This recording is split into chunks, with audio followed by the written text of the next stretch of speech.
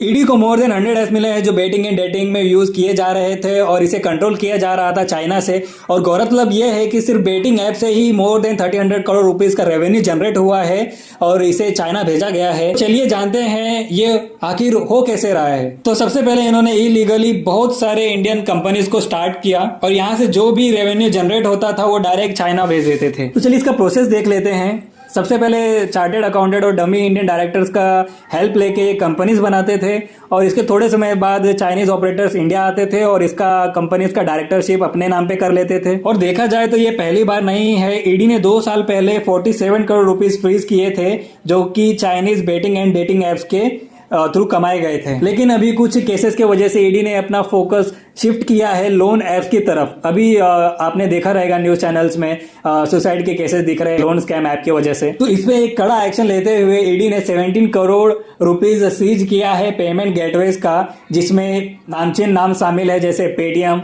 Cash free और razor पे। इन payment gateways ने हाई वैल्यू ट्रांजैक्शंस को रिपोर्ट नहीं किया था FIU को।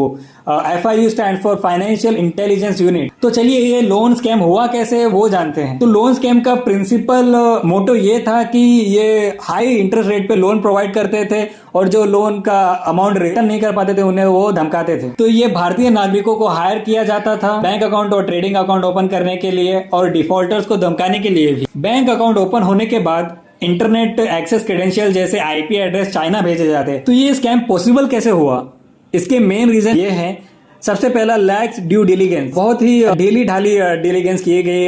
डिलिजेंस का मतलब यहाँ ये है कि जान परख नहीं की गई। यहाँ के जो चार्टेड अकाउंटेंट से वो जो भी एड्रेस दिया हुआ था उनके इनकॉर्पोरेट डॉक्यूमेंट्स में उसे फिजिकली वेरीफाई नहीं किया गया। और दूसरा जो हमारे पेमेंट गेटवेज ने उन्होंने हाई वैल्यू ट्रांजेक्शंस को FIU को रिपोर्ट नहीं किया। तीसरा है कि सोशल मीडिया अगर कहीं पे किसी पॉजिटिव चीज का यूज हो रहा है तो उसका नेगेटिव इंपैक्ट भी है, जैसे कि इन लोगों ने सोशल मीडिया का यूज किया प्रमोशन करने के लिए। और चौथा बात यह है कि जो आम जनता है उन्हें क्विक लोन चाहिए, मिनटों में ही लोन पैसा मिलना चाहिए। अगर किसी को 5,000 10,000 जैसे स्मॉल अमाउंट का लोन लेना था तो भी उन्हें लाखों रुपीस में रिटर्न करना था और वो ये उन्हें धमका के किया जाता था। ये गैंग मल्टीपल अकाउंट्स बनाते थे और इन अकाउंट में करीबन 1 करोड़ पर डे आता था।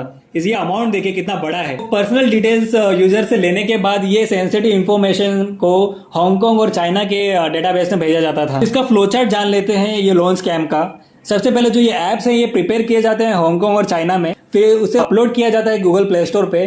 फिर इस ऐप का प्रमोशन किया जाता है उनके एजेंट द्वारा। फिर जो ऐसे ऐप्स है वो जब आप इंस्टॉल करोगे तो आपसे परमिशन मांगेंगे, जैसे कॉन्टैक्ट लिस्ट का, आपके पर्सनल डाटा और गैलरीज का एक्सेस। इसके बाद एक प्रोसेसिंग फी चार्ज किया जाता है जो कि हाई अमाउंट रहता है। फिर ये जो इंटरेस्ट रेट वो आर्बिट्रेरली इंक्रीज किया जाता है 36% तक। और जो ये लोन रिपे नहीं कर पाते उन्हें एक्सटॉर्शन से पूरा पैसा वसूल किया जाता है। तो इसका आउटकम देख लेते हैं। इसे देख के RBI ने एक गाइडलाइंस फॉर्म किया है और इन गाइडलाइंस के मेन पॉइंट्स ये है कि सबसे पहला जो एप्स और कंपनीज RBI से रजिस्टर है वो ही लोन प्रोवाइड कर सकते हैं। दूसरा पॉइंट ये है कि कोई भी हिडन चार्जेस नहीं लिए जा सकते हैं यूजर से। और थर्ड पॉइंट ये है कि कोई भी पर्सनल इंफॉर्मेशन स्टोर नहीं किया जा सकता है यूजर्स का। फोर्थ पॉइंट है कि अगर यूजर ने पूरा लोन रिपे कर दिया है तो उसका पूरा जो भी इंफॉर्मेशन है वो डिलीट किया जाना चाहिए। तो हम ये देखते हैं इंडियंस को कैसे यूज किया गया है ये स्कैम करने के लिए। सबसे पहला कंपनीज फॉर्म करने के लिए जैसे चार्टेड अकाउंटेंट और Indian directors. Second bank account and trading accounts open करने के लिए। थर्ड एप्स के प्रमोशन के लिए ऑन सोशल मीडिया। फोर्थ धमकी देने के लिए, एक्सटॉर्शन के लिए।